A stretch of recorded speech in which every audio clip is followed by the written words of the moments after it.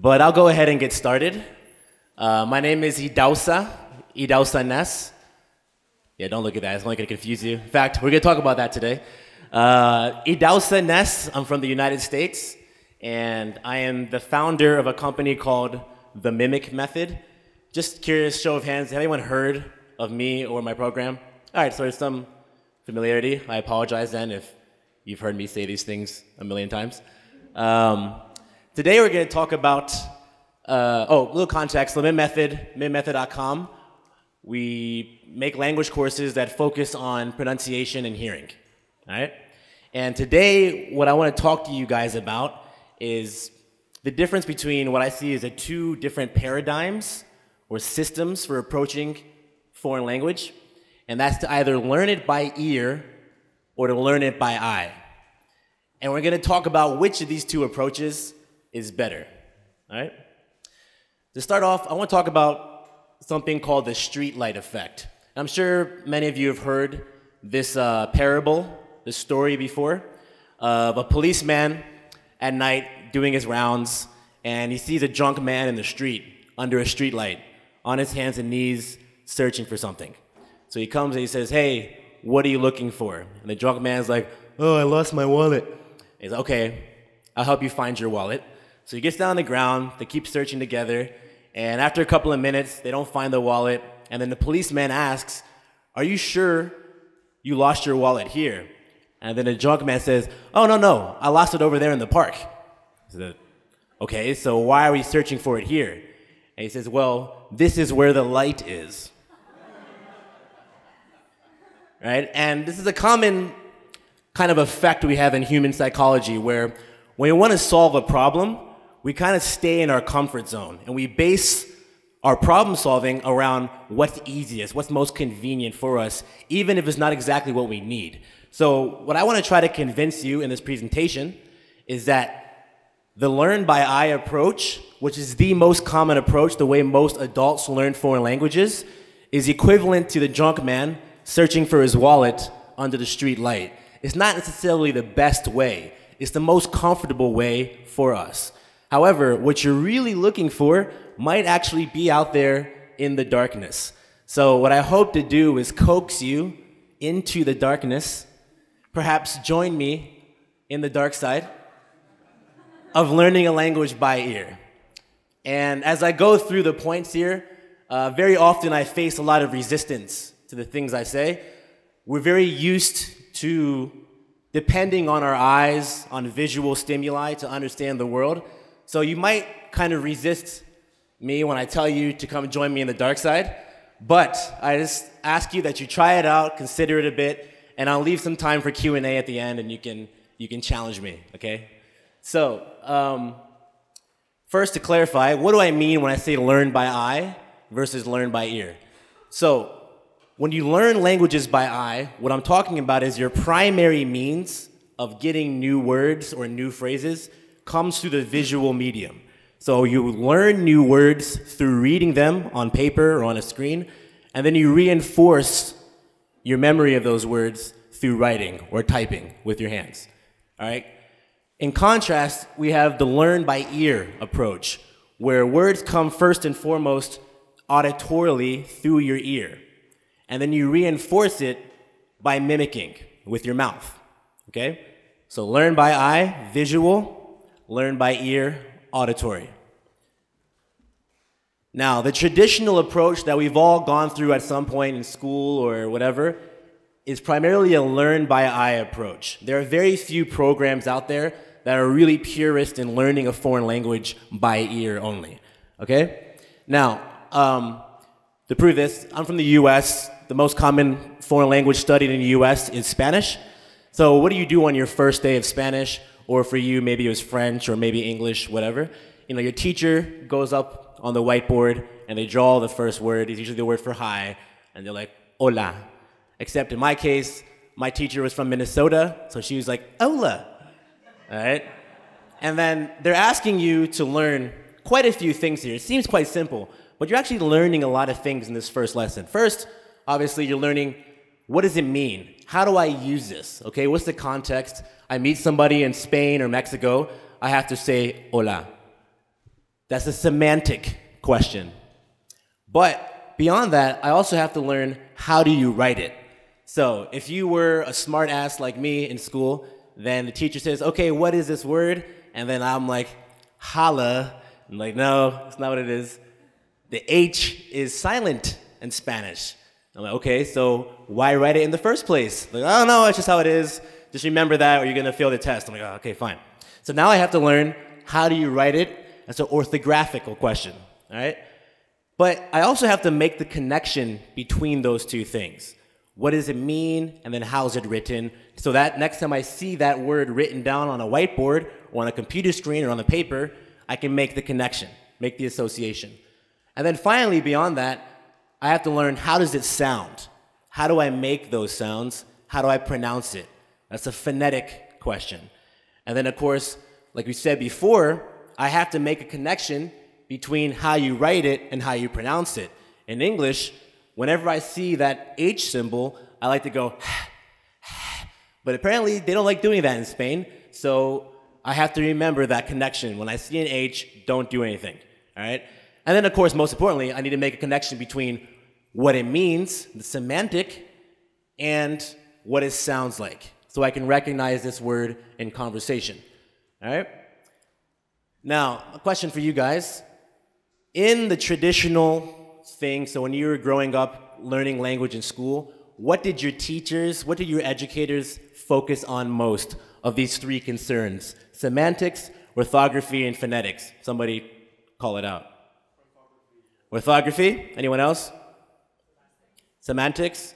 Cool. Okay, well, you went to a good school then. Someone said orthography, someone said semantics. What I would argue is that semantics seems the more obvious one. What does it mean? That's what we care about. But if you actually look at what do people penalize you on? So what did my Spanish teacher fail my Spanish grades on? What was that based off of? Well, I would argue that it was actually more orthography, right? Spelling. So think about when you see someone make a really long argument on Facebook and like, this is why I believe that the European Union should be this way and blah, blah, blah. But then they say, they misspell the word there, and then everyone's like, oh, you're an idiot. You misspelled that word. You stupid, right? And then everyone gets so kind of bougie about how things are spelled. And that's how I was. If I did my Spanish test and I said, hola, ¿cómo estás? But I forgot the H, I'd get -5 points on my test. I'm getting penalized because I didn't learn the orthography. Same thing if you do the most popular language learning app right now, Duolingo. This person's, I think, doing Swedish, and he got the sentence right. I drink your coffee, but he forgot the E.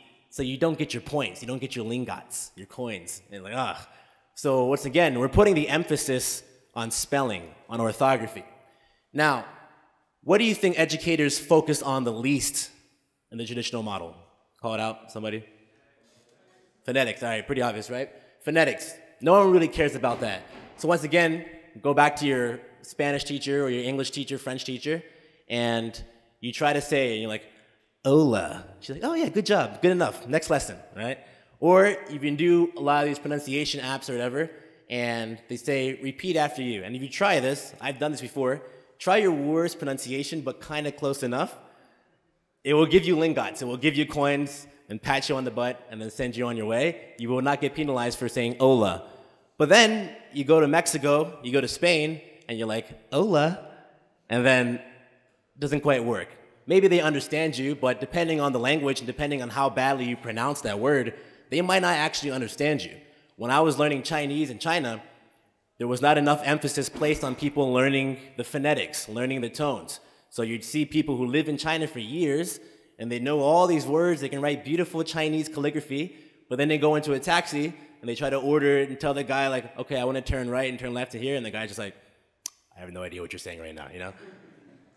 So, you can really see this level of priority reflected in the step-by-step approach of the traditional model to learning a language.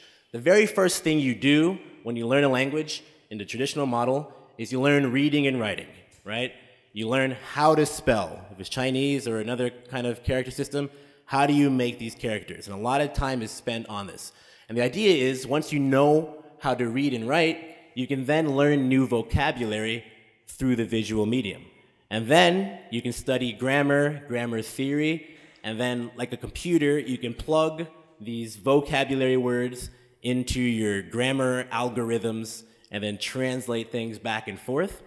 And the whole point of this stage is to be able to translate from your first language to the second language back and forth with grammatical and orthographical accuracy. Then the idea is once you can write and read, you should be able to lift that ability magically off the page into the world of conversation. So you go out there and then you meet somebody and you start to speak the way you write and hopefully understand the way you read. That's the idea. You're just translating it into the oral context.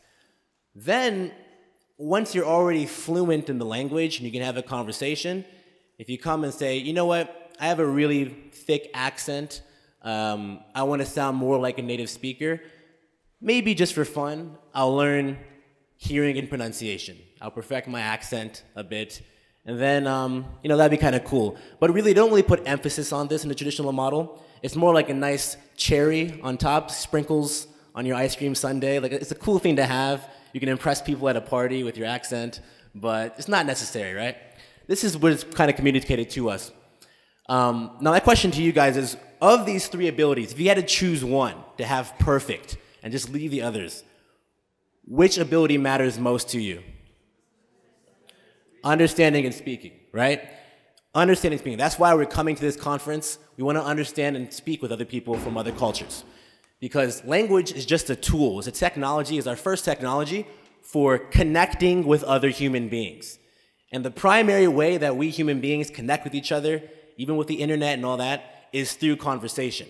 Right now, I'm speaking and you're understanding, and I hope we're all having a beautiful connection right now. Okay? So human connection, understanding and speaking is what matters most. But, we get emails every day. We ask people, what's your biggest frustration? And they all boil down to the same two major frustrations.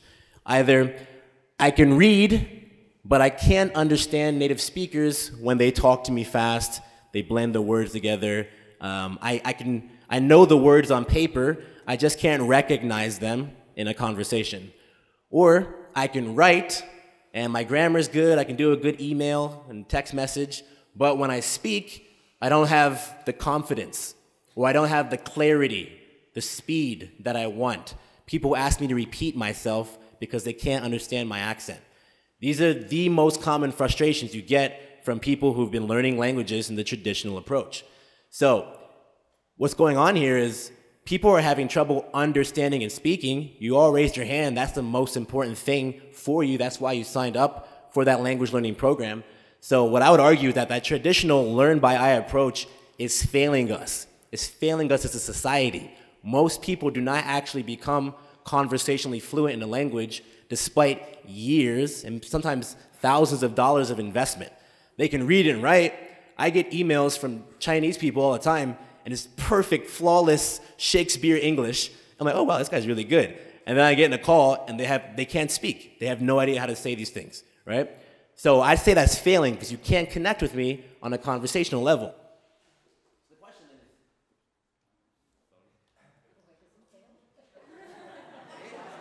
is, it's coming now. Test. It's good? Yeah. So the question is, why does it fail? Now, why does it fail? It's actually a perfect segue to my next point, which is this. In fact, I was going to use a different example, but we'll use this example right now. I can read and write English perfectly. I'm from the US, been doing this as a kid. However, if I can't hear you, or rather, if you guys can't hear me, my microphone's messed up, and I can't hear you, if I can't pronounce, let's see, look, he's working with me, the technology guy. I'm gonna use this. Right now, you guys can't.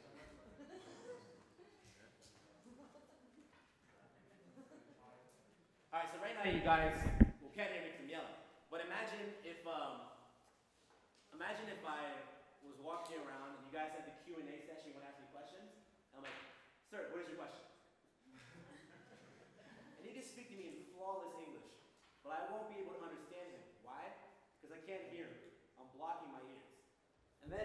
he asked this question, I did the answer his question, and I'm like, oh, really good question. Okay, what? Oh, sorry, yeah, gotcha. And then he asked his question to me, and I want to answer it, and I'm like, oh, really good question. So,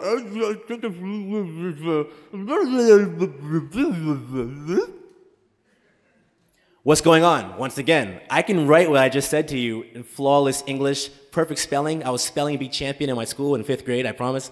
But if I can't pronounce the words, then I can't clearly express them. I can't speak them to my friend here. All right? So, keeping that in mind, it should be very obvious now why the traditional or conventional learn by eye approach is failing us. Because look at where we're putting hearing and pronunciation. It's the bonus skill we save for the very end. And the teacher pats you on the butt on your first attempt. Your pronunciation is really off, but whatever, it's good enough to keep moving. They save it for the end. So that's why in the learn by ear approach, we switch it around. If you need to hear before you understand, then you need to train hearing and make sure you can hear enough at least. Same thing, if you need to be able to actually create, articulate, pronounce the words, then you need to train that before you get into trying to express yourself through speech. So the learn by ear approach places that emphasis at the front. You start by trying to master the hearing and pronunciation of your second language first. Then, once you're comfortable with the sounds, you go and start communicating with people, learning the language by ear. Then, once you're already conversationally fluent, you want to increase your command of the language, build your vocabulary, your eloquence, through reading and writing. So in other words, before you learn what stuff means or how stuff is spelled, you first need to get comfortable with how stuff sounds. Or a simpler way of putting it is, get your accent right at the beginning.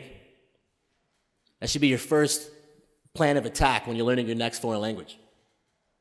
So the question is, why then do the educators focus on spelling over accent? Once again, you can fail your Spanish class because you forgot to put your H in the front of hola and all the other spelling rules of Spanish, but have a terrible accent and no one's going to penalize you. In fact, you can get a perfect score. I know people, someone in my class, A+ in Spanish, sounded terrible. Sounded super gringo accent. But it doesn't matter. So why do educators focus on spelling over accent? Streetlight effect. When you misspell a word, it's very obvious. Everyone can see it. Everyone can make fun of you on Facebook, right? When you mispronounce a word, it's not so obvious. To a native speaker, they might hear something's off, but they can't show you what to do. They can't say like, okay, I'm mispronouncing it, what do I do now? And they're like, I don't know, just do it different, I guess, right? It's not so clear. It's out there in the darkness. So people just say, whatever, we have to make money on these language learning apps. We'll just keep going with how it's going, right? So the question then is, how do you train accent? How do you train pronunciation without spelling, without relying on your eyes? How do you do it if your eyes are closed? And this is the question I asked myself and how I started my company.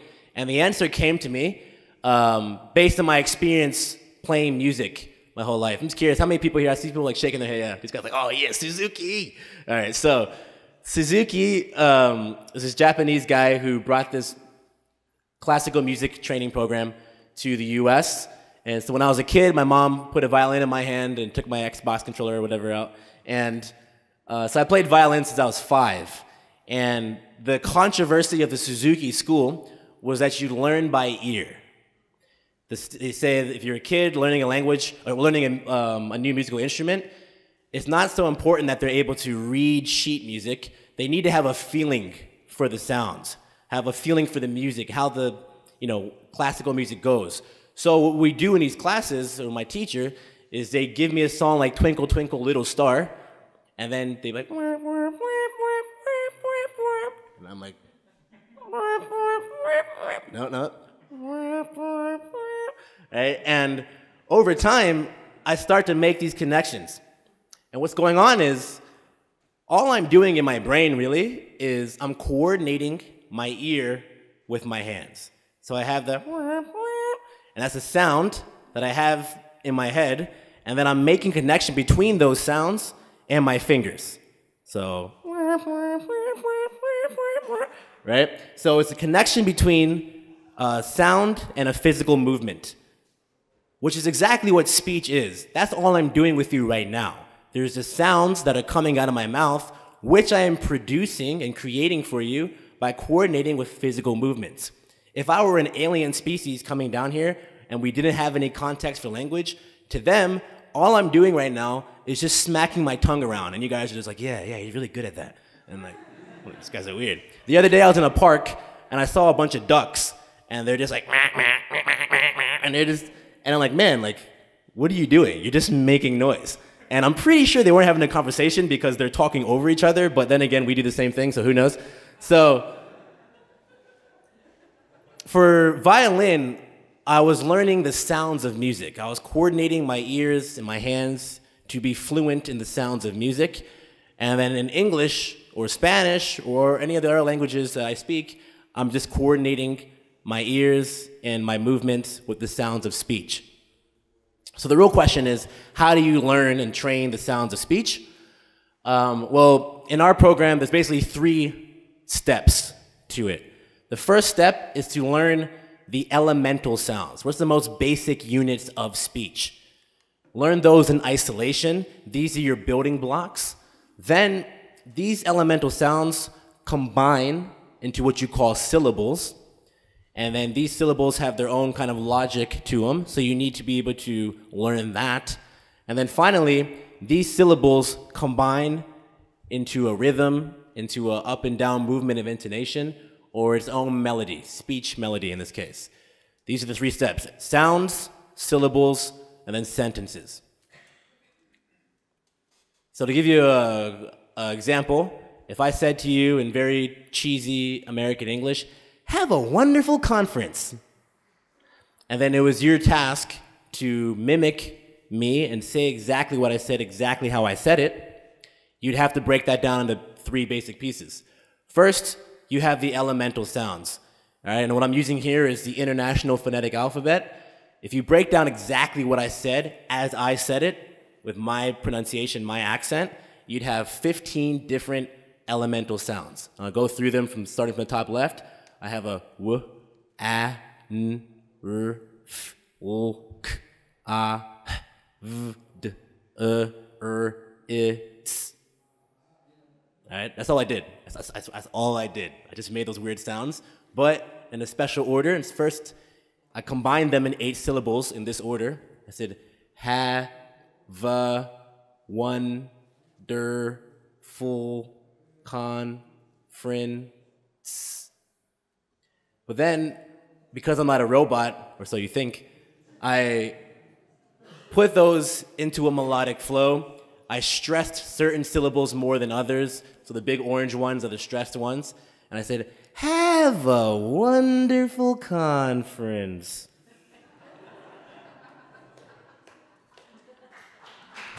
Thank you. Have a wonderful conference. All right? So that's the melody.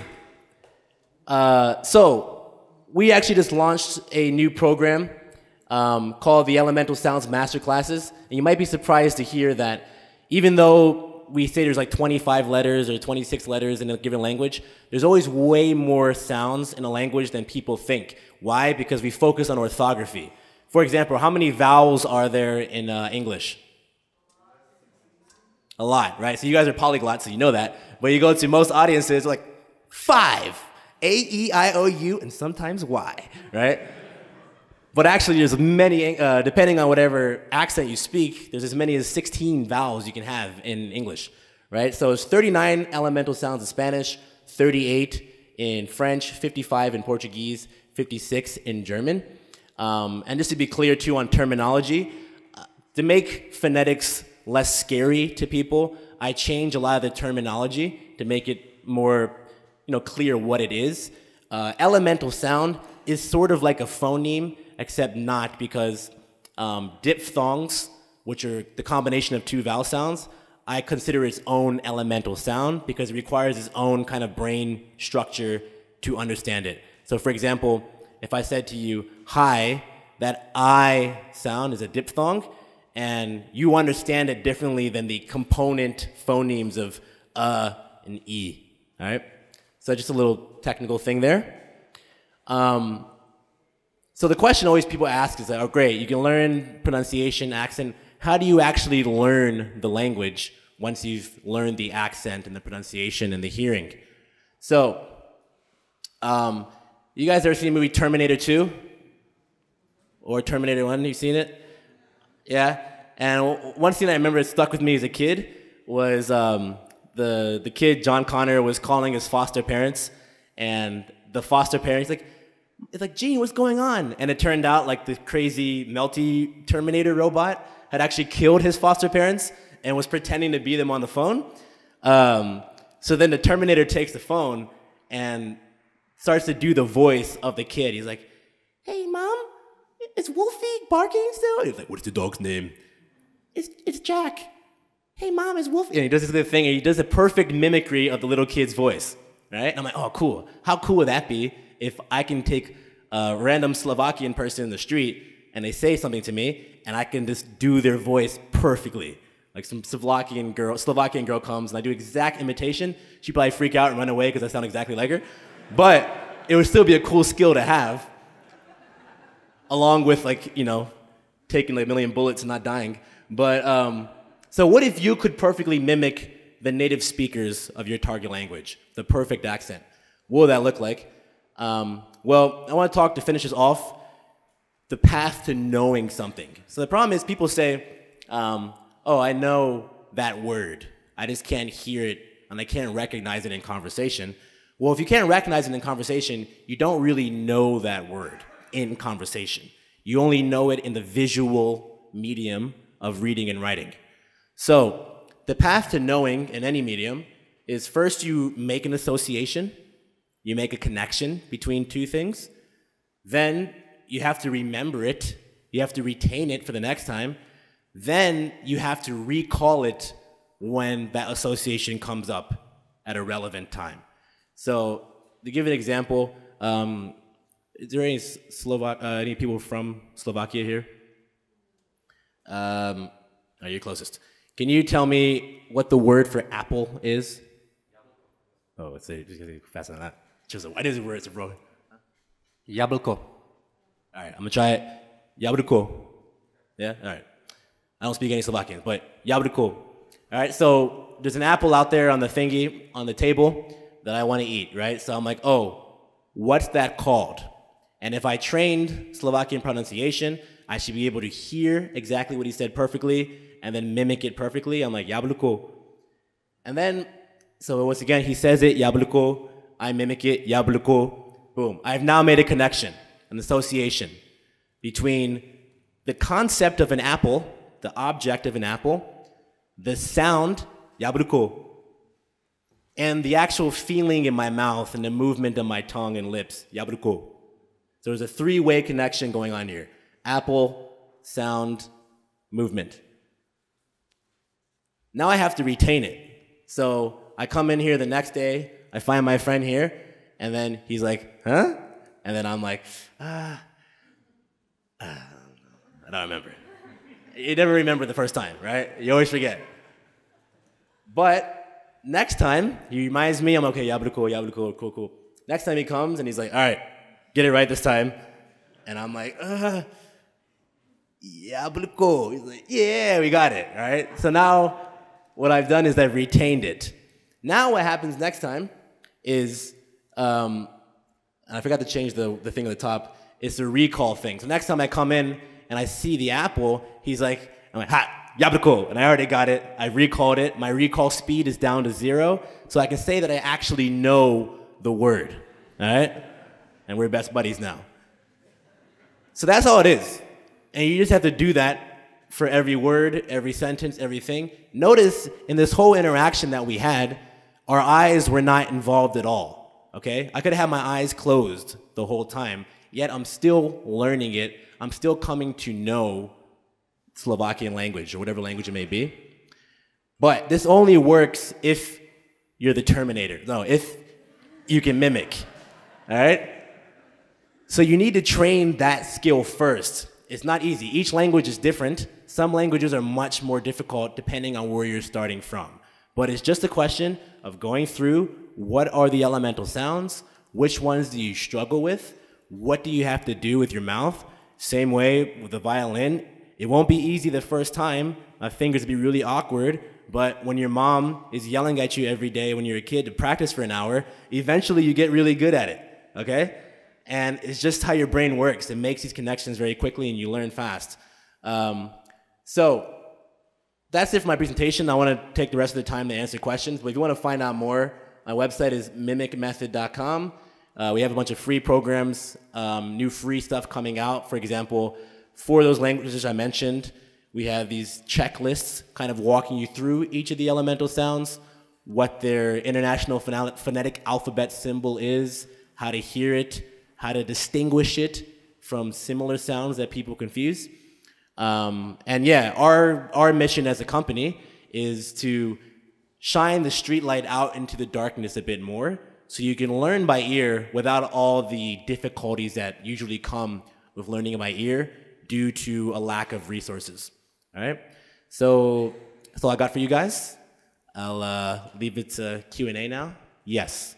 How are we doing this? Do I have to repeat the question? Yeah, cool. Okay, or can I get the microphone? It's very easy because I don't want to walk around. I'm kind of lazy. Yeah. I was a little bit surprised when you said at the end that in the example with the apple, there was no looking involved. You saw the apple, didn't you?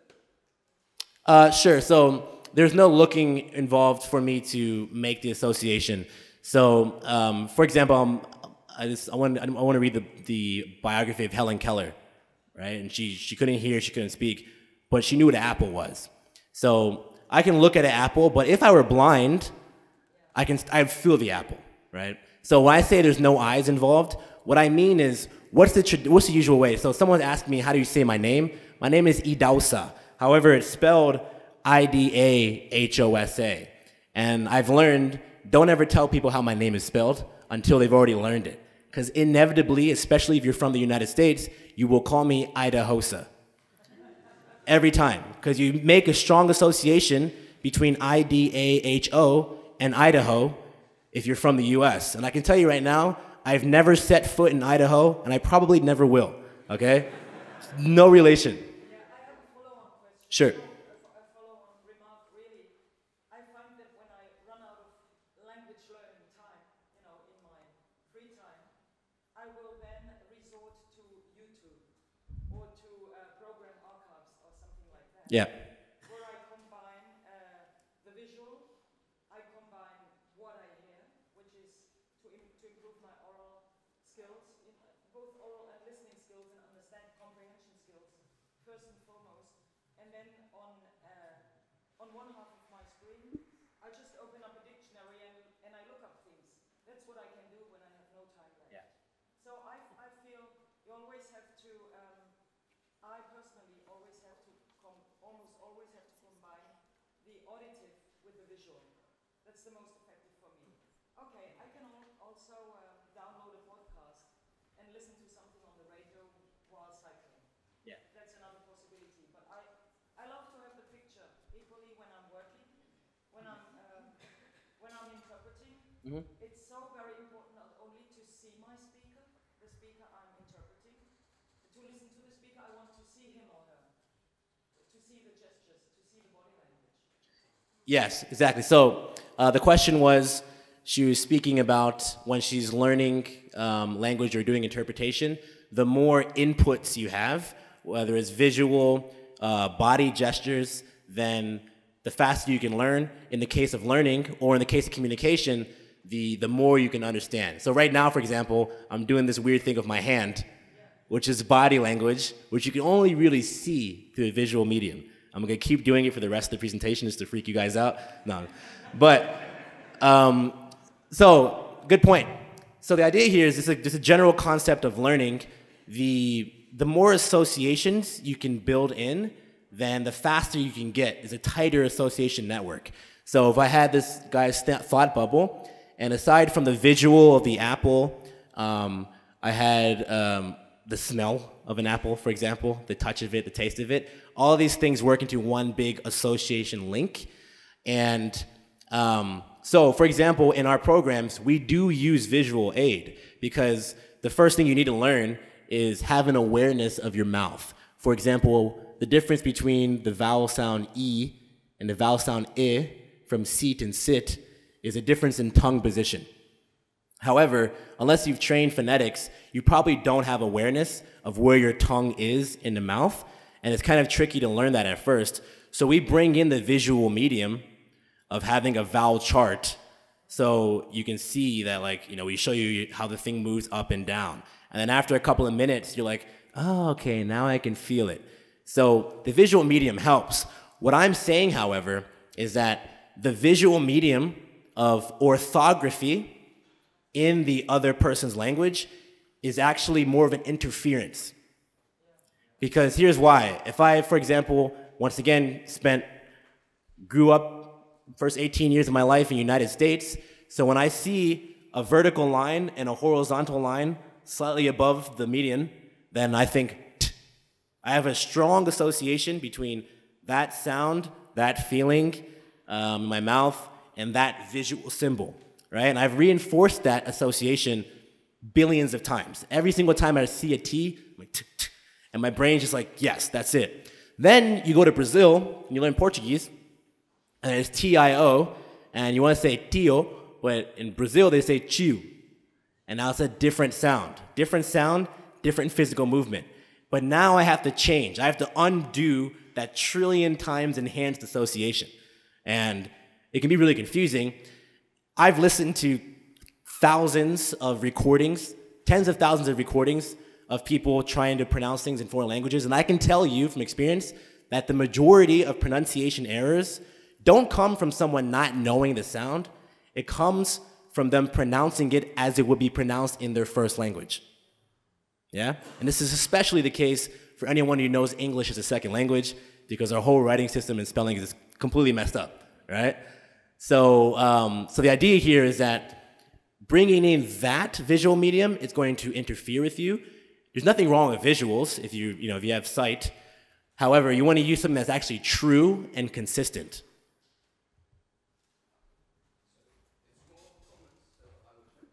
Yeah, you want a mic? Sure.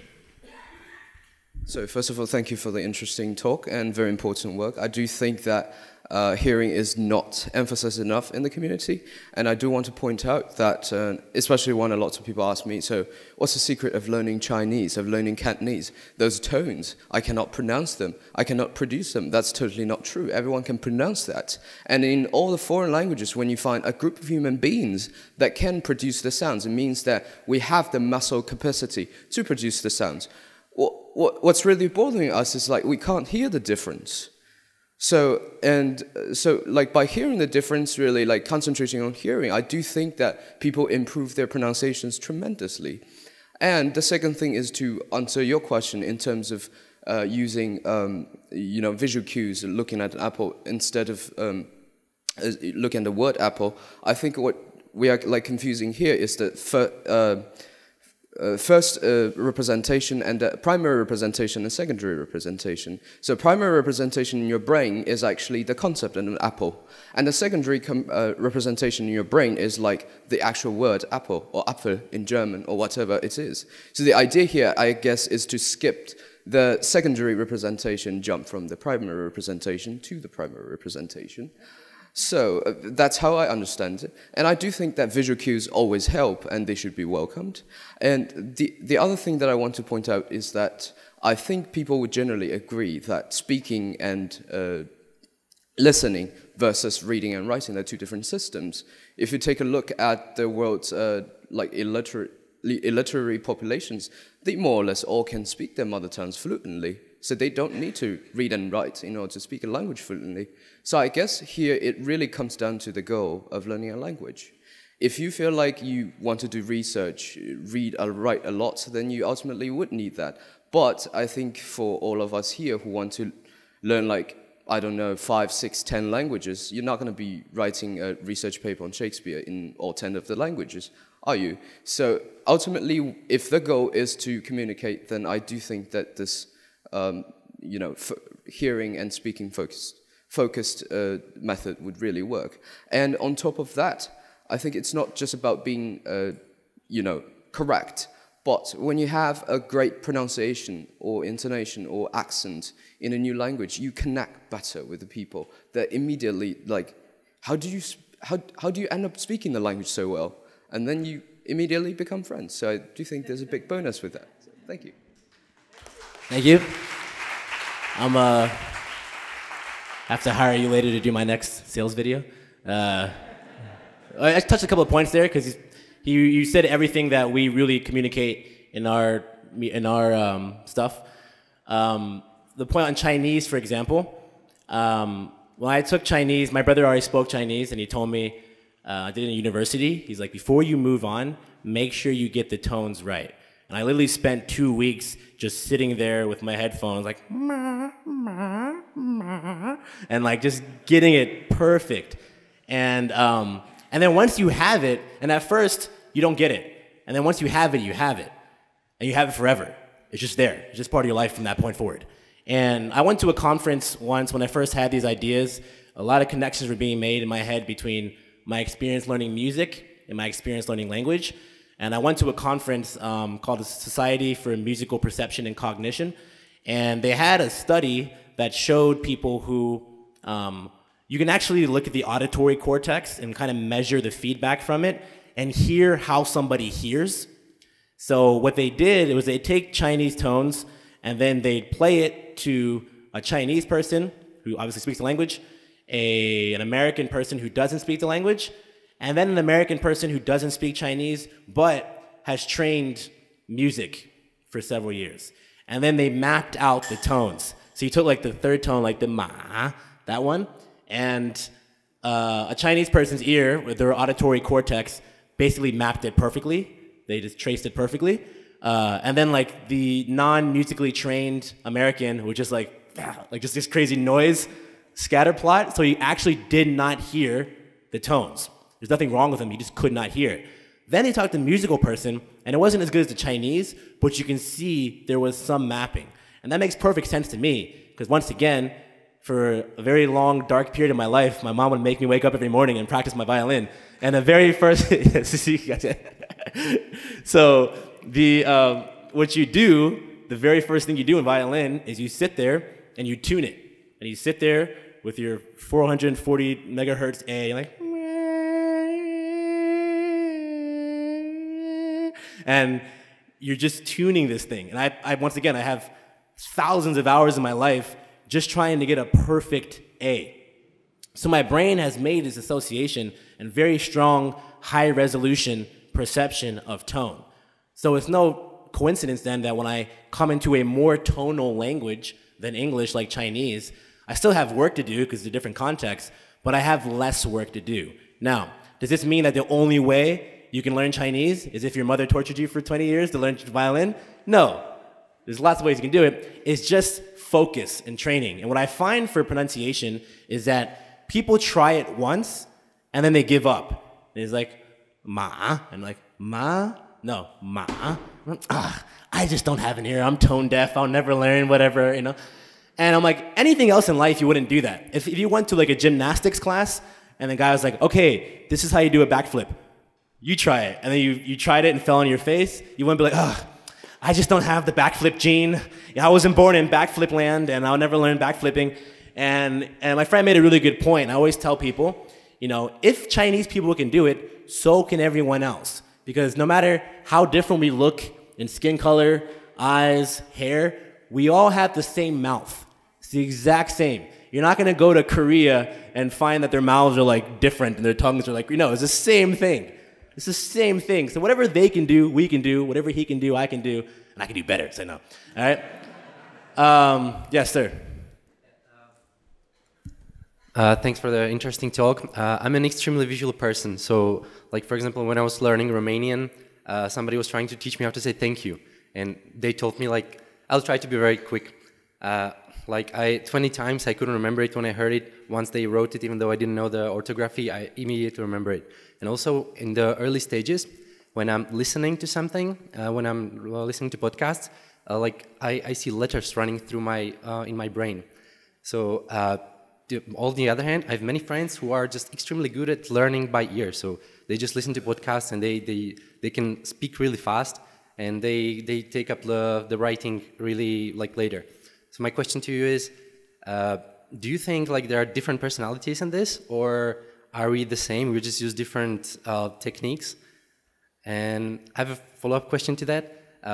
Right now I'm learning Mandarin, and there's like a different style of writing. And one advice that I got was not to concern myself with pinyin too much, but I'm visual. So even if I listen to Chinese and try to repeat it, I need to somehow make the connection to the characters.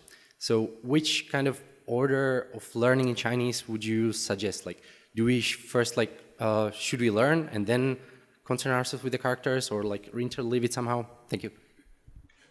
Yeah, so this is the most common question we get about learning style and personality type, and it's related to what you were asking before. So I actually do see words in my head. I'm actually quite visual. However, I do have more confidence in the listening form due to my experience learning music. Now, what I tell people is, you know, if I went to a painting class and my goal was to learn how to paint, and then a teacher's like, okay, so this is how you draw the mountains, I'm gonna come here, blah, blah, blah. I'm like, no, excuse me, teacher, I'm an auditory learner, so you're gonna need to like sing that mountain to me, because I won't, right? It won't work. And the reason for it is because painting is in essence a visual art, visual practice. There's no getting around it. If my goal is to paint, I need to develop my visual abilities. So if your goal is to have a conversation with a Chinese person in an auditory context, you have to learn sound. You have to become confident with Chinese sounds. Now, getting to what she said, you can use visual inputs to accelerate your comfort with those sounds. However, you want to make sure they're the right ones. You know, you use pinyin. The problem with pinyin, once again, is that you have associations between your first language and those Roman characters. So that's why I used to say remove it entirely and then take the time to really learn. The whole point of our program is to make that process much easier. But if you just spend time listening, and like I said with the backflip example, you don't give up right away, you'll be surprised at what your brain can do in a new medium.